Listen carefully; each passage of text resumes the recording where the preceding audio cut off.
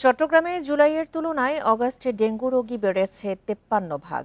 এর সাথে উদ্বেগ বাড়িয়েছে চিকুনগুনিয়া। চিকিৎসকরা বলছেন জ্বর হলে অবহেলা নয়, সবাইকে সতর্ক থাকতে হবে।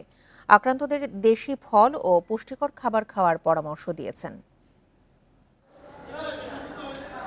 এবছর চট্টগ্রামে ডেঙ্গু আক্রান্ত হয়েছে 1109 জন। এর মধ্যে আগস্টেই 234 জন, জুলাইতে দিনে গড়ে 13 জন আর আগস্টে 20 জন আক্রান্ত হয়েছে।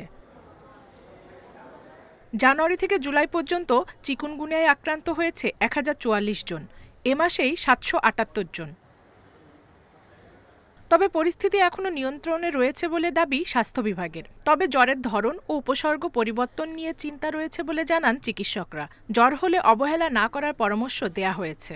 পেশেন্টের লাইফ থ্রেটেনিং কোনো সিনারিও আছে কিনা এটা যদি বুঝতে পারি অন্তপক্ষে অ্যাকিউট 5 দিনের জ্বরে, তাহলে আমার রোগীর অতিরিক্ত যে খরচের যে বারটা 4000 টাকার উপরে যে খরচটা ব্যাপারটা সেদিক থেকে নজর না দিয়ে আমার মনে হয় রোগীর কন্ডিশনের উপর নজর দেওয়াটাই আমার মনে হয় এটা অনেক অনেক যুক্তিসঙ্গত হবে।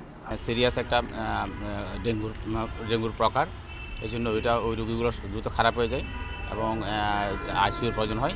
কিন্তু আমরা গবেষণা কার্যক্রম চালিয়ে নেওয়ার জন্য আমরা যথাযথ কর্তৃপক্ষকে অনুরোধ করেছি।